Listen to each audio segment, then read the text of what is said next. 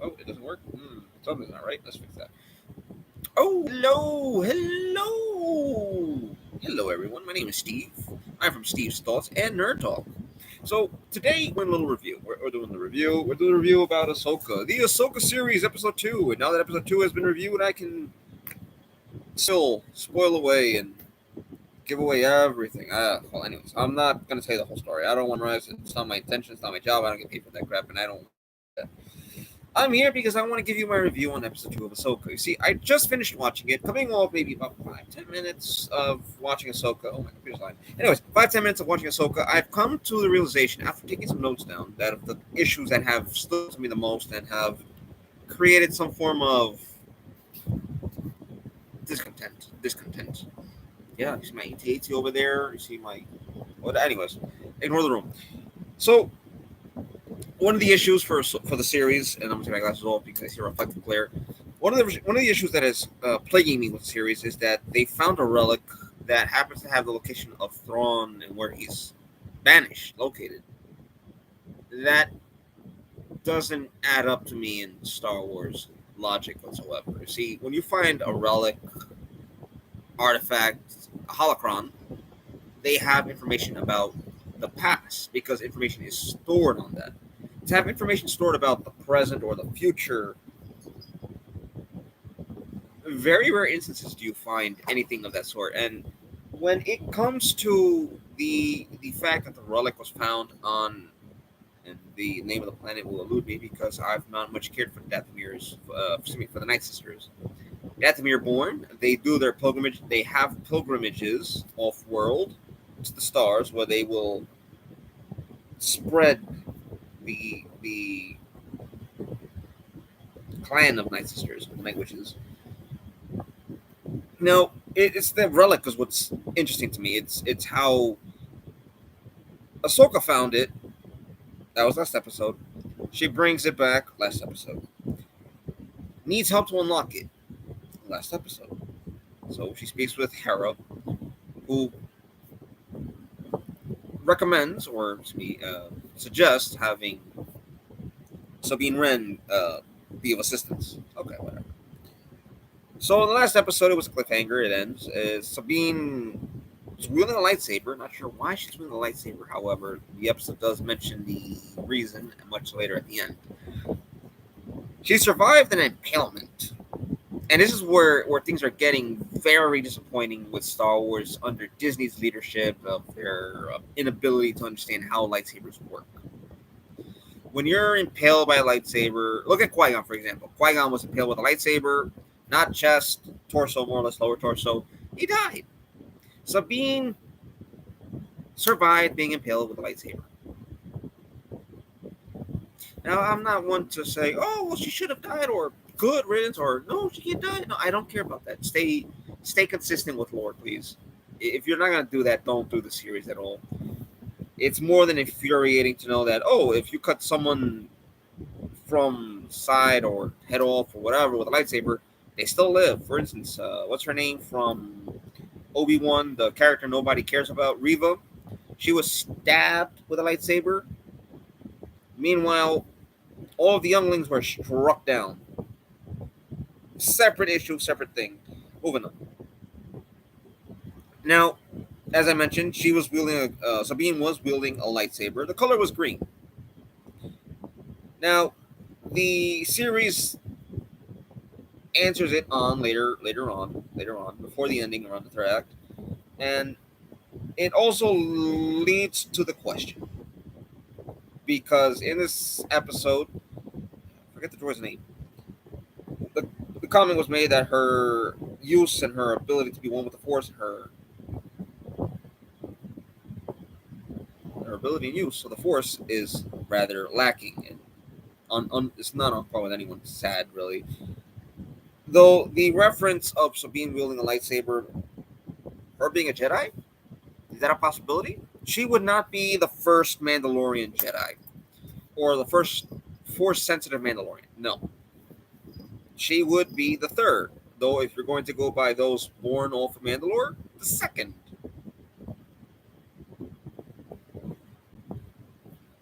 And if anyone that's wondering, how will she be Who else was before her? Okay. See, this is the reason why I love having these windows open because I can tell you things a lot ahead of time. The first one, the first Mandalorian that would be force sensitive would be Tar Vizsla. Not Tar Vizsla. It's not tar like the damn substance. Tar Vizsla. Much of the founding members, one of the members of the lineage of Vizsla lineage was force sensitive. He was taken to the Jedi Academy and was the one responsible for crafting the dark saber, the very lightsaber sword, black lightsaber sword. That if people want to have a little reminder, little expressing, but it's the lightsaber that Pre Vizsla had, that Bo-Katan is after, that Darjin had, that Sabine Wren had in Rebels, that was suddenly story wise that doesn't somehow conflate with things in the Mandalorian. She no longer has. So poor storytelling right there off of that. But Tar Vizsla is the Mandalorian Jedi much before any other Mandalorian had that. Now, the lightsaber that Tar Vizsla created, is a one of a kind. As we all know, as we all see, as we can all tell from how it looks, it's a one of a kind. Now, if you want to get into who is the second Mandalorian, quote unquote, second Mandalorian, who is force sensitive, it would be Darth Mandalore, otherwise known as Darth Necris. Darth Necris is someone who was not born on Mandalore. So, to those wondering, oh, this is not a Mandalorian, let's get in touch with this. Despite the fact that Darth Mandalore himself was born in the Tion cluster on the planet of Raxus, he was taken by a Sith Lord and trained in the Sith arts, which in the time he was given the name of Darth Necris. Nevertheless, he chose not to use that name later in his life because he lacked a true devotion to the Sith arts, so he took up the name Darth Mandalore. And the reason why is because he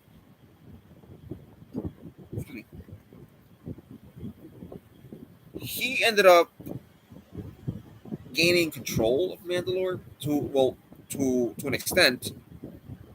See, he had red and black armor and he E3 carbines. Same thing, similar to what a Boba Fett had as a carbine. Now, Darth Mandalore, or Darth Necris, was responsible for a number of assassinations against crime lords. Major crime lords in the Outer Rim territories, and he was also hired by Jabba the Hutt to kill Gargle the Hutt.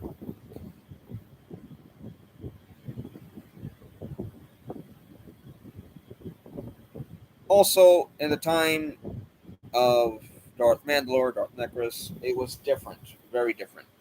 Now, if you want to say, well, she's the third of the way because Darth Mandalore is that, well, remember, Tar Vizsla, and Darth Necris, Darth Mandalore, are from Legends. Disney said, we don't want to go by things that exist prior to what we want because we want control, and clearly they want control. So, Sabine Wren would be the third Mandalorian to be force sensitive, second by Birth of Mandalore. We'll go with that. Now, is she a Jedi? The series will have to explore more. She's being trained by Ahsoka. As to why, I'm not sure. I really am not. Now, there is the alien cat. That little cat alien or alien that is treated as a cat in the Ahsoka series. That's an animal. That's supposed to be an animal, an alien species. But that has straight teeth. Far straighter than any human would ever have.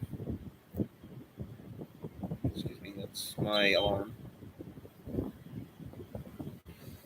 Okay. That's an issue that I need to bring up. What's going on there? What's going on there? Why does this alien cat have straight teeth, straighter than any human could possibly have? No matter who you think has the most straight teeth the straightest teeth here on Earth that is human, they have straighter. Those teeth is better. They are picture perfect. They are the representative for Crest and Colgate and everyone else. That's who they should hire.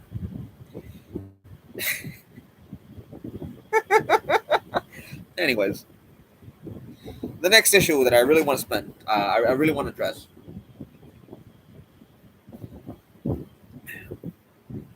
Hera Syndulla of Star Wars Rebels is in the series. And in case anyone has not seen episode 1 or episode 2, and the reason why this is spoilers, is filled with spoilers and thoughts, is because episode 1 and 2 have already been out for a while. And episode 3 is going to release later on today. Now, Hera Syndulla is spending way more time talking to Ahsoka and Sabine by through hologram than she is doing her own freaking job leading the New Republic as a general.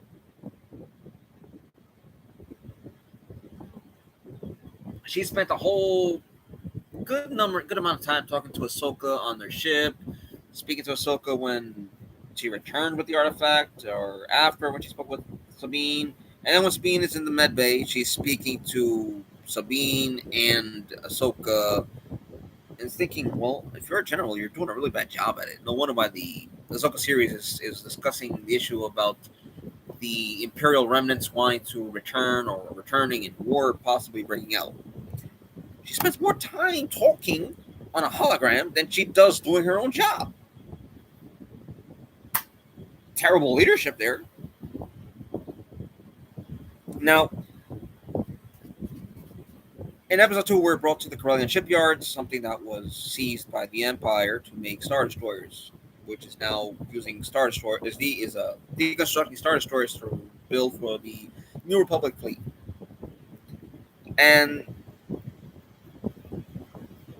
the fact that those working in the specific factory are former Imperials or ex-Imperials is something that's brought up. Yes.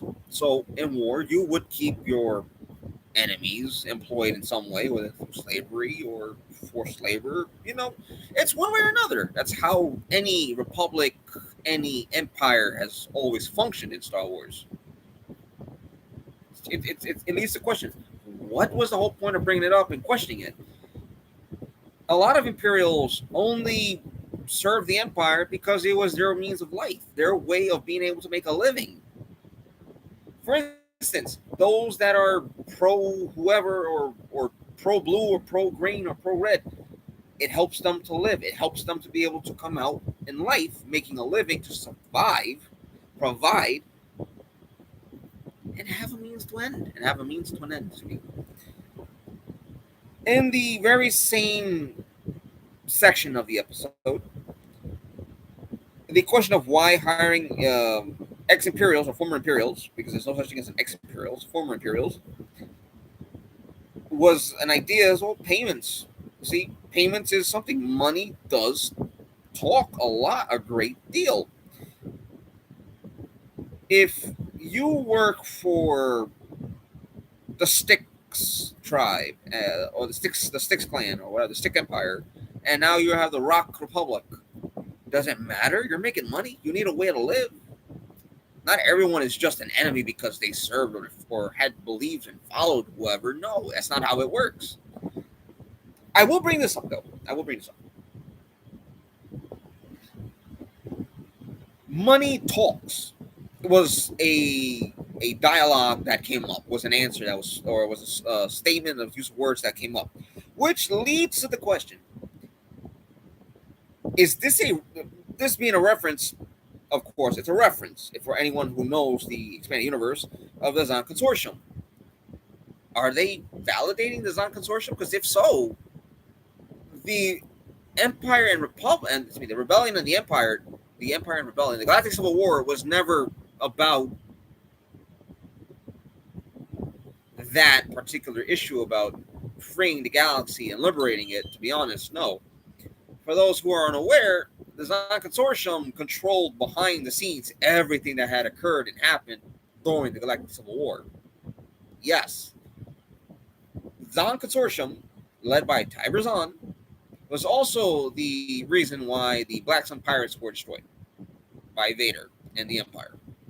From the Bespin job where they stole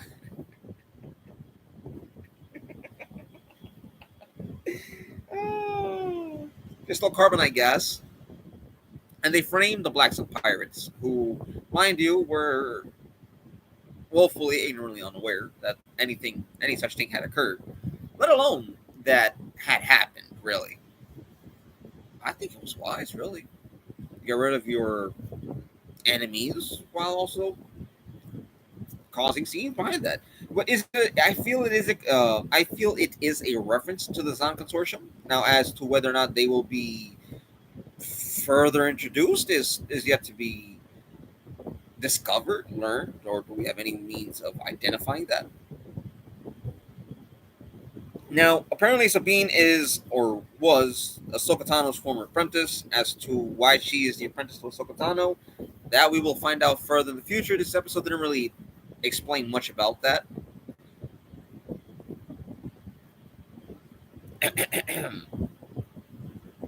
And I do want to bring this up. Sabine has been in the episode. Sabine, her personality is coming off very childish, very rebellious, very similar to that of a child when she was a character that we followed along Star Wars Rebels. So there was a digression to her character. It went backwards rather than going forward, and I find that to be oddly out of place. Her dialogue with the droid himself was quite entertaining, actually. It was probably one of the parts of dialogues in this episode that was enjoyable. It wasn't anything about disrespect or one upping the other. It felt somewhat to a banter between a father and a daughter in a sense, or a grandfather and a granddaughter. A familial banter is what it felt as. It wasn't forced. It wasn't bad. It wasn't. Oh my god! No, it was something I was actually enjoyable, funny too, whether they intended it to be funny or not. And the episode also introduces the character Marok. Marok, excuse me. It's 3:31 in the morning, so my annotation's off. Now, as to who Marok is, we don't know much. A lot of people are speculating this is Galen Marek from Force Unleashed. I doubt it. If that were the case, you would not be seeing him this late into the universe. It would not make any sense, being Vader's former apprentice, whom he turned on and then left for dead after using, and then tried cloning. Moving on from the Force Unleashed. We don't know much about him. We do know he is more so of an inquisitor, considering the lightsaber. Helicopter lightsabers are not a thing, and that whoever thought of them is an absurd imbecile. I've never heard an idea of that. There's a lightsaber that spins like that. Might as well just bring back Grievous. And they tried that in the expanded universe, but failed because Grievous is dead, and the only thing they could do was try to make him more droid-like, and it failed because he was too droid-like. I want to mention that in the episode, the encounter with Marok and the hunter-killer droid, the HK droid. For those who don't know what HK is a hunter-killer droid. Hunter-killer droids were designed primarily to seek out their enemies and eliminate them. They were highly used for assassination or warfare, really. Mostly assassination because they were they were exceptional at fighting. They have been used against the Jedi, Sith, and other various individuals. But the lightsaber choreography and the lightsaber combat of that choreography between Ahsoka Tano and Marok, as well as the HK droid, was lacking and disappointing. In all honesty, it was slow. It was something clearly that was not nailed down to memory entirely. It seems that Star Wars is trying to mix some of the prequel lightsaber combats that were introduced to us as well as the original, and rather than landing one or the other, they seem to just be landing more so to a very odd, spinny, flashy, one turn, two turn type of thing to try to trip you over. An assassin trick, or tricks that assassins and ninjas commonly use, which knocking their opponents off their feet, killing them like that. Though I found the lightsaber combat, the choreography itself to be slow. It was very predictable as to where the movements were going to go. And that was my issue with that scene itself. Now, it's not Disney's fault for not being able to know what lightsaber combat is or how to fight with a sword. Rather, they just stick to a very specific style of sword. They're trying to change it up a bit, and it's clearly not working for them because they can't nail it, and the style of how you see it is rather poor. Now, there was a scene where Sabine had her arm was donning her Mandalorian armor. It surprisingly wasn't pink, oddly enough, but she was donning her armor, and she was kneeling before her helmet and decided to use a blade to cut her hair. Now, Mandalorians do have rituals, and they have many means of performing rituals. Though cutting out the hair is not the Mandalorian ritual. It's not ritualistic in the Mandalorian viewpoint because you have Mandalorians with long hair, you have Mandalorians with no hair, you have Mandalorians with short hair, and you have Mandalorians with, rather than hair, it's more or less cybernetic implants. I digress. There was a conversation about loyalty and greed that was brought up in the episode regarding the Corellian shipyard with the Imperials. Now, the Empire.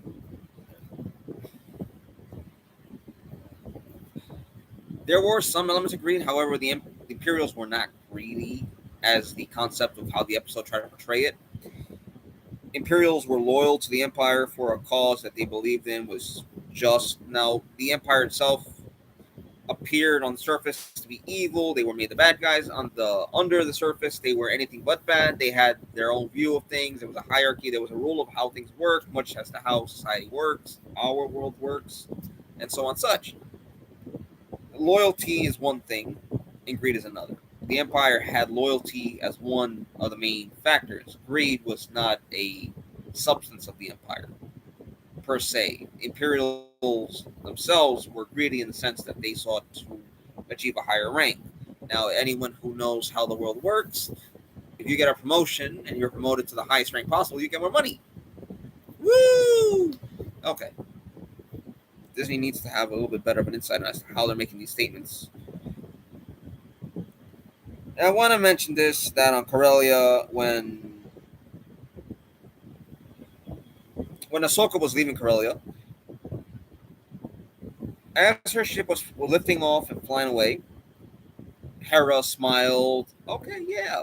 There was that one New Republic officer who was smiling. For what reason, I do not know. I cannot understand. They have a job to do, and clearly smiling is not one of them. Well, it shouldn't be one of them because that's not a function for the New Republic military. Though apparently it is. I would have redone that scene. I would have strongly advised them to redo that scene and have the actor or stand-in for that New Republic officer not smile. What was the point of her smiling? I don't know.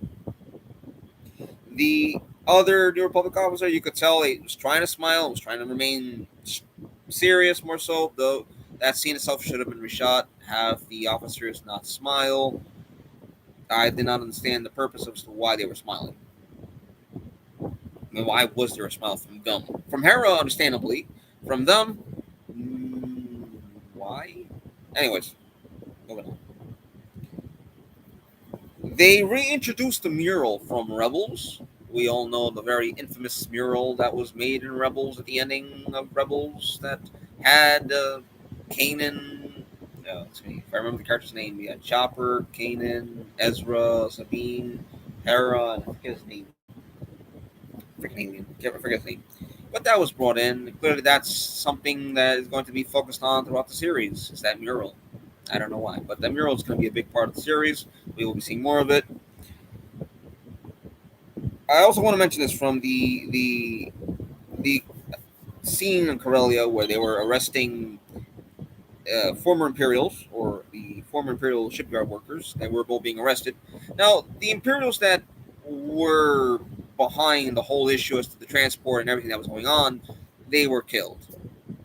Oh, poor them. Anyways, as to why all the former Imperials were being arrested, it doesn't look good for the New Republic when you're arresting people for simply being formally aligned with the Empire. Were they part of the issue of what happened up top? No. Will they possibly be considered in charge for criminal charges because their their former allegiance was to the Empire. Again, we won't know unless that's brought up and touched on. It makes the New Republic look like more so of it makes them look bad more so than the Empire. If you have people working, do you want them working? The New Republic is short on manpower as it is, so to arrest people for simply doing their job as to whether or not they were abiding by the rules or the orders of those above, that's to be discussed, to be explored on, and I don't believe we're going to get that at all. So my view of the New Republic isn't too far great. It never was, to be honest. No, I was always an Imperial. I was a believer in support of the staunch support of the Empire, not for the many atrocities or for the evils, but for the many good things they've done. And if people are not able to grasp the good that was done by the Empire, you, I would advise you to look into that because there was a lot of things done that brought the galaxy into a more stable position through the Empire, and as to why people were joining the Empire and serving for the Empire. Moving on. Last subject I want to touch on is that Balin was speaking with Morgan and mentioned a very specific line where Morgan questioned him about sympathy, and Balin responded with truth, that it being true. For Morgan, who is a night sister or a night witch of of the Night Sister tribe, whose origins are from Dathomir. Their pilgrimages led them across the galaxy to find other places to create holes.